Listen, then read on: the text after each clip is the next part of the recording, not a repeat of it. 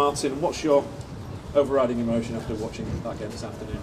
Well, it doesn't matter what game you're playing. If you give teams goals as we did today, then you give yourself a mountain to climb. You sound angry.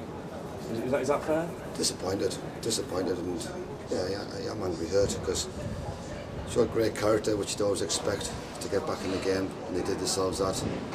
But if you have to look over the goals in the last two games, we've conceded 6 goals and gifted for them.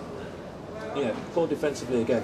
You made a change, of course, before the start of the game. Sean Newton slotting in at the back.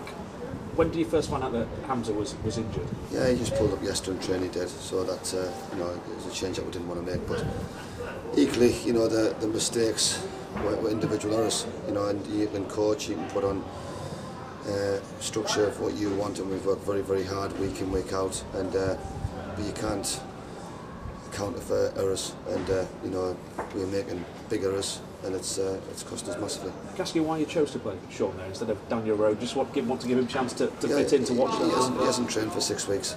Had he trained for the last 2 or 3 weeks, but he's been waiting to get himself sorted out, so he hasn't had no football all for 6 weeks. He's only trained with us 2 days, so it would be unfair on him to start. He came on and did fine, but that was the whole purpose. So individual mistakes cost you once again at the back. As you say, you to then come back to 2-2 as well, and especially the second goal after you've gone down to 10, and that did show great character. So for them to lose it again at the end, it's sort of like, it's just awful, isn't it? It's indiscipline, and it's again, you're not going to take any players out live on there. I wouldn't do that. I do that behind closed doors, but if you see the possession we give away and where the players of who they were when they give the ball away under no pressure, then that's what disappoints you, because on the training ground where there's no pressure, you keep the ball there, but you've got to be able to deal with the pressure and expectations of York City. This club deserves better than that, and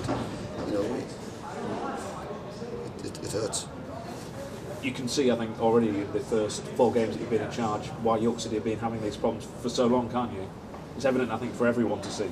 Yeah, things have got to change. Personnel's got to change, because if you don't, then you will never move forward, and I won't allow that to happen. So I'm a very positive person. We've seen everything. I've seen everything over 4 weeks now, and things have got to change, and personnel's got to change, and otherwise we will never move forward. The David Ferguson red card, was that a justified decision, do you think, from the referee? I think so, yeah. I think he's just got himself in a position again.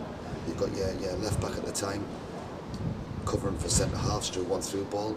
Why he's having to be in them positions, I don't know, but again, in discipline, if you watch the ball through, it's not that the right wingers come across and score their centre forwards through, and my left back is covering right and left hand side of the goal. It's and he ends up sort of probably makes enough contact just to give a referee the decision, but again, in discipline.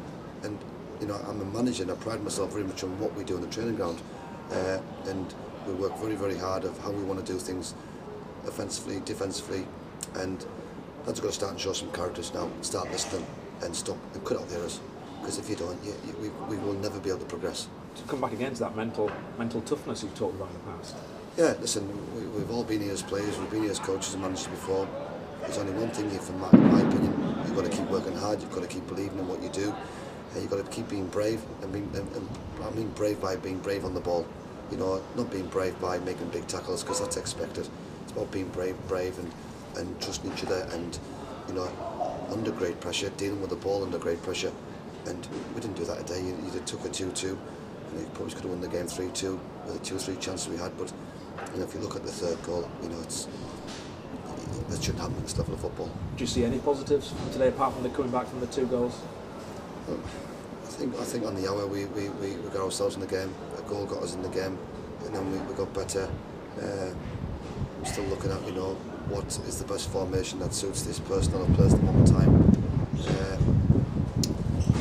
We're still looking to get 1 or 2 players up to full speed. I think Aidan O'Connelly showed some really good glimpses today, but can he do it for 75-80 minutes? He's not at that level as yet. Showed great desire and hunger at 2-0 down to get back into 2-2. So there is a positive.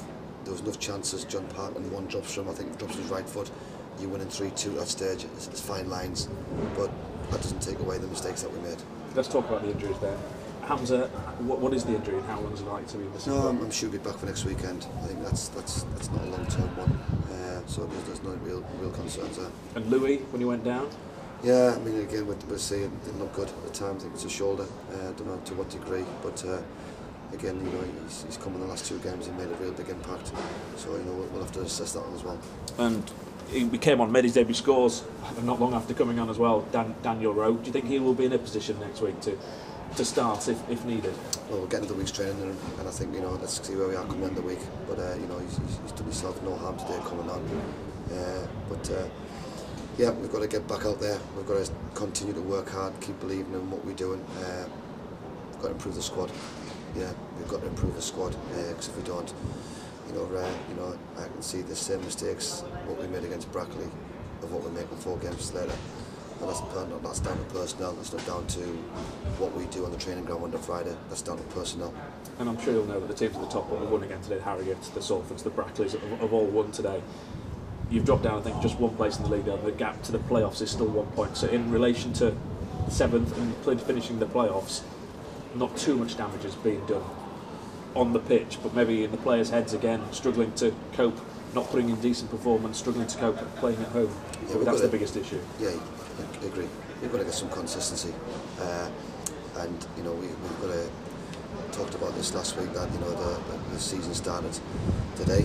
You know, it's really positive. You know, the week we've had, that, you know, that we would hopefully take 3 points there. But you know, I keep going over the same thing. You know, if you give teams a 2-goal lead at any level, you give yourself a mountain to climb, and we're doing that too often.